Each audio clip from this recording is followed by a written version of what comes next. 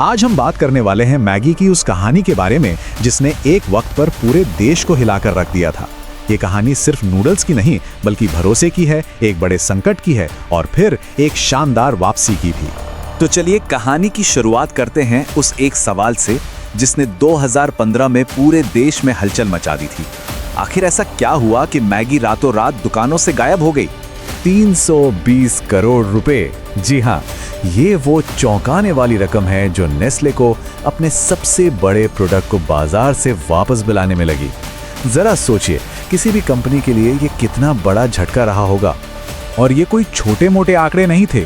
40 crore Maggi के packet, इनको सिर्फ मार्केट से हटाना ही नहीं था बल्कि नष्ट करना था। ये अपने आप में एक बहुत बड़ी लॉजिस्टिक और फाइनेंशियल चुनौती थी जिसने कंपनी की नींव तक हिला दी। और ये ग्राफ ये साफ साफ दिखाता है कि क्या हुआ था।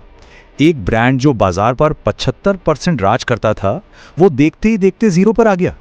मतलब एक ऐसा पतन जिसकी किसी ने कभी कल्पना भी नहीं की थी। तो सवाल यह है कि आखिर ऐसा हुआ क्या? चलिए अब उन आरोपों पर एक नजर डालते हैं जिनकी वजह से मैगी पर यह देशव्यापी प्रतिबंध लगा था। तो हुआ ये कि सरकारी लैब की रिपोर्ट्स में मैगी के सैंपल्स में लेड और MSG जैसे तत्व पाए गए। खासतौर पर लेड की मात्रा वो 17.2 पार्ट्स पर मिलियन यानी ppm पाई गई, जो कि 2.5 ppm की सेफ लिमिट से करीब करीब 7 गुना ज्यादा थी। मतलब साफ था, ये सेहत के लिए एक बड़ा खतरा था। लेकिन इतने बड़े संकट से कोई ब्रांड वापस कैसे आ सकता है? इस सवाल का जवाब जानने के लिए हमें थोड़ा पीछे चलना होगा टाइम में।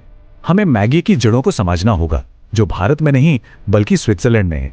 देखिए, मैगी का इतिहास ना अपने आप में मुश्किलों से लड़ने की एक कहानी है। औद्योगिक क्रांति के दौर में मजदूरों के लिए एक झटपट भोजन के तौर पर शुरू होने से लेकर दो वर्ल्ड वॉर झेलने तक इस ब्रांड ने बहुत उतार चढ़ाव देखे हैं, और यही इसकी मजबूती की कहानी भी कहता है। फिर साल आया 1983, जब नेस्ले ने भारत में एक बहुत बड़ा दांव खेला। एक ऐसा देश जो इंस्टेंट नूडल्स के बारे में कुछ भी नहीं जानता था, उसे मैगी का अगला घर बनाने का फैसला लिया गया। लेकिन शुरू में मैगी ने कामकाजी महिलाओं को टारगेट किया और यह रणनीति काम नहीं आई। कंपनी ने जल्द ही अपनी गलती को समझा और फिर अपनी स्ट्रैटेजी को पूरी तरह से बदल दिया। अब उनका फोकस थे बच्चे और उनकी माएं, और ये एक ऐसा मास्टर स्ट्रोक साबित हुआ जिसने मैगी को हर घर के किचन तक पहुंचा दिया।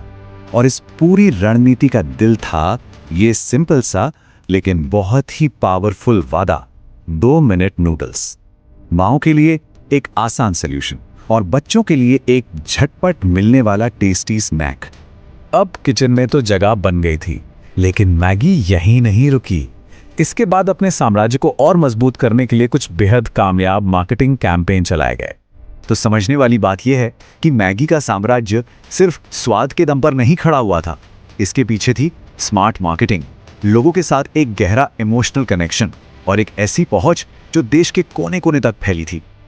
और इस रणनीति का असर देखिए, छोटू मैगी जैसे कदमों की वजह से सिर्फ 1 साल के अंदर 70% से ज्यादा भारतीय घरों में मैगी पहुंच चुकी थी। ये एक जबरदस्त कामयाबी थी। तो चलिए कहानी में वापस 2015 पर लौटते हैं, उस संकट पर, और देखते हैं कि मैगी ने अपनी वापसी की स्क्रिप्ट कैसे लिखी। अब देखिए, मैगी चाहती तो अपनी सफाई में बहुत कुछ कह सकती थी, लेकिन उन्होंने ऐसा नहीं किया। उन्होंने एक इमोशनल रास्ता चुना और कैंपेन लॉन्च किया, वी मिस यू टू।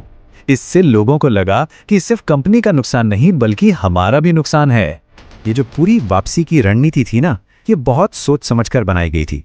पहले इमोशनल कैंपेन से लोगों से जुड़े, फिर 3500 से ज्यादा सैंपल टेस्ट करके भरोसा बनाया, और फिर ऑनलाइन रीलॉन्च करके एक बज़ क्रिएट किया।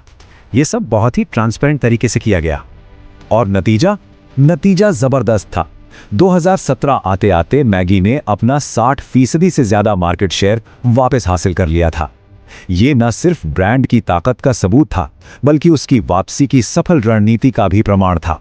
तो इस पूरी अविश्वसनीय कहानी से हमें क्या सीखने को मिलता है? असल में मैगी का सीक्रेट इंग्रेडिएंट कभी उसका मसाला था ही नहीं। उसका असली सीक्रेट था वो इमोशनल कनेक्शन, वो भरोसा जो उसने सालों से लोगों के साथ बनाया था। वो सिर्फ एक प्रोडक्ट नहीं बल्कि लोगों की यादों का, उनकी जिंदगी का हिस्सा बन चुका था। तो एक सोचने वाली बात है ना कि कुछ ब्रांड्स सिर्फ सामान नहीं बेचते, वो हमारी जिंदगी की कहानी का एक हिस्सा बन जाते हैं। और ऐसे न जाने कितने ब्रांड्स हैं जिनकी कहानियों से हम सब जुड़े हुए हैं।